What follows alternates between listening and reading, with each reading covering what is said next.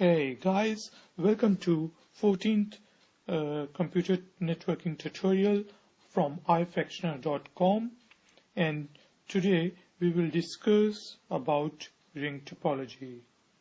We have already discussed that topology means the layout of a computer network, that is how our computer network is physically or logically is laid out.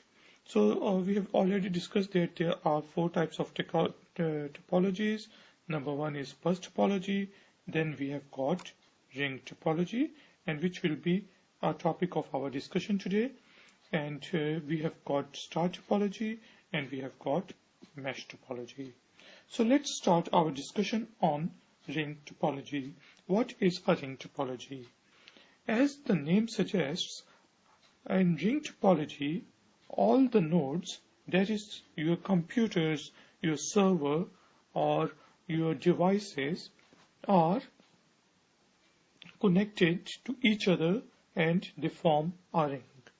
So let's suppose we have got three computers.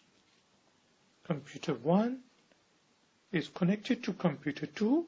Computer 2 is connected to computer number 3. And computer number 3 is connected to our server, computer number 4. But if we see that our server is connected to its two neighbors, computer number 1 and computer number 3.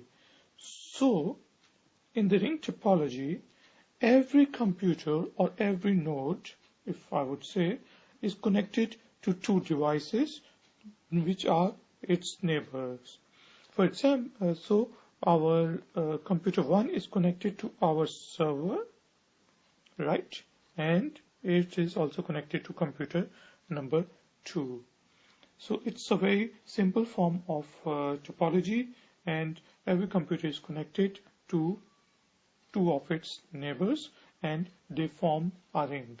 So in this scenario, in this case, in this picture, we have a physical ring because it's a perfect ring if you see, and the data will also flow in this example logically in the ring. So it's a physical as well as logical ring topology or layout or ring network. So we can say that it is a ring layout, ring topology, or more commonly we call it as a ring network. So how does the data flow in ring topology? So in ring topology, data is flown in form of packets. So let's suppose our computer number 1 would like to communicate with our computer number 3. And we have already seen that we have got a server and we have got computer number 2. So if our computer number 1 would like to send some data to computer number 3, then the data could flow either way from 1 to 3 or from this direction or this direction. But in this case, let's suppose that the data or the packet flows from computer 1 to computer 2. Computer 2 receives the packet and it says, no, it's not for me. And then it goes to computer number 3, and computer number 3 gets the data and then it honors the request. But at the same time, our packet may flow to computer number 4, and then it would come to computer number 1, and here it would be terminated. So in the ringed network, our packet flows from the source and its final destination is also the source. But in the meanwhile, it will be reached to its intended computer. So what are the disadvantages of a ring network?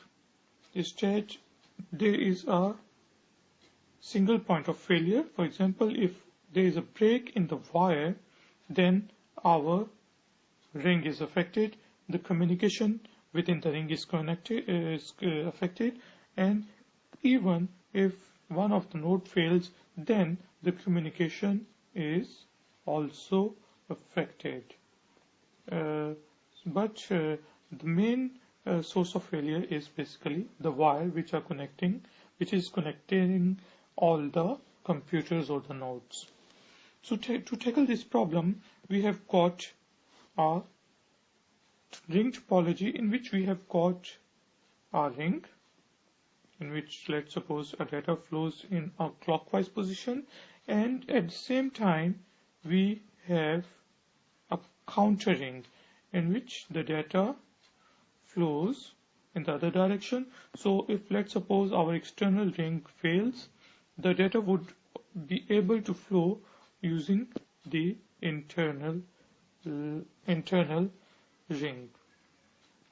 So friends, nowadays we do not usually use ring topology because it is an older type of topology.